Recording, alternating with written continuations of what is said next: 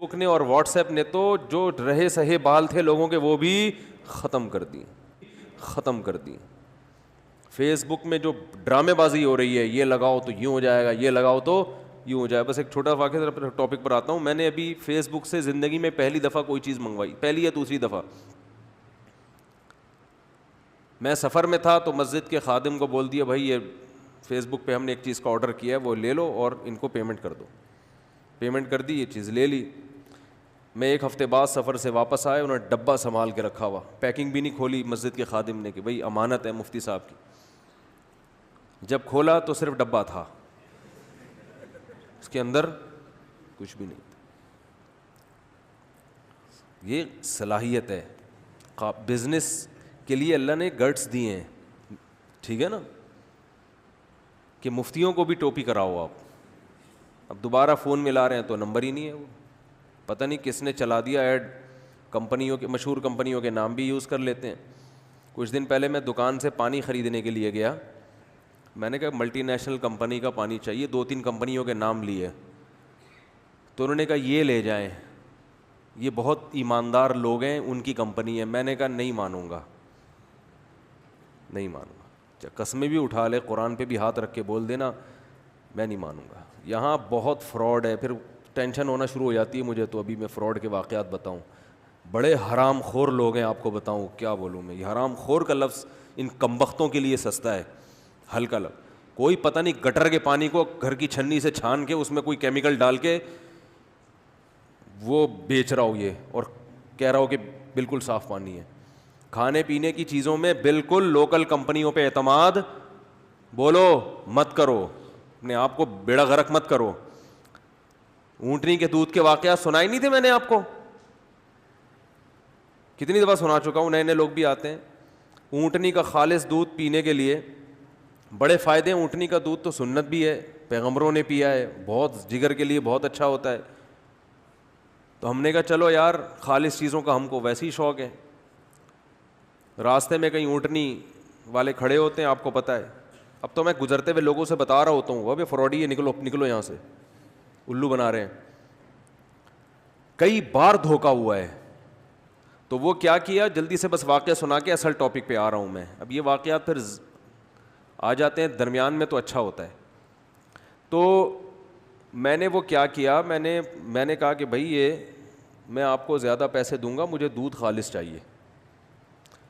انہوں نے کہا یہ بالٹی میں ابھی نکال کے رکھا ہے. میں نے کہا بالکل اعتماد, بولو نا, حج کر کے آیا ہو عمرہ کر کے آیا ہو, بالکل اعتماد نہیں.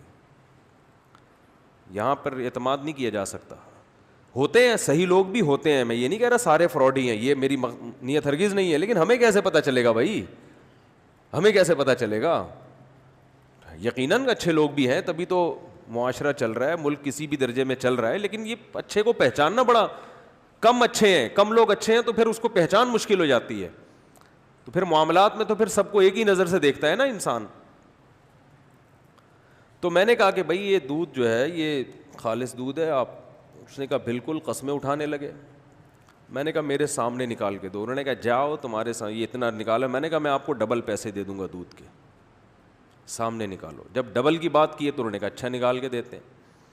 وہ ایک ماسی تھی, ایک اس کا میاں ہوگا یا بھائی ہوگا, ایک اونٹ کے اس طرف, دوسری اونٹ کے تھن کے دوسرے جانب. یعنی مرد ادھر کھڑا ہو گیا, عورت, وہ جو بیچاری جھگیوں والی عورتیں ہوتی ہیں, وہ ایک دوسری طرف. اب دونوں ایک دوسرے کے بالکل قریب آ کر دودھ نکال رہے ہیں. میں نے کہا یہ کیا اسرائیل کے کوئی ڈاکومنٹس ہیں اس بالٹی کے اندر, موساد نے خفیہ رکھے ہوئے ہیں کہ بھئی یہ بالٹی کے اندر ہوں گے تاکہ کسی کو شبہ ہی نہ ہو کہ ڈاکومنٹس اس کے اندر ہیں, یا یہ کوئی اس میں کیا ہے جو اتنا خفیہ. مجھے لگا, میں نے کہا معاملہ کیا ہے خراب. تو میں چلا گیا ان کے قریب. اب عورت کی, خاتون کی وجہ سے تھوڑا آدمی شرماتا بھی ہے جاتے ہوئے, اور یہ جان کر عورت کو رکھا ہوا ہے تاکہ بندہ قریب آ کے دیکھنے کی بھی کوشش نہ کرے. تو میں تھوڑا سا قریب گیا تو انہوں نے نا تھن کی ایک دھار میری طرف یوں کر کے فائر مارا اس کا. دیکھو بالکل خالص دودھ. ہمیں یقین آ گیا یار اب اس سے زیادہ کیا آدمی تحقیق کرتا ہے. پھر دوبارہ بالٹی میں لگے.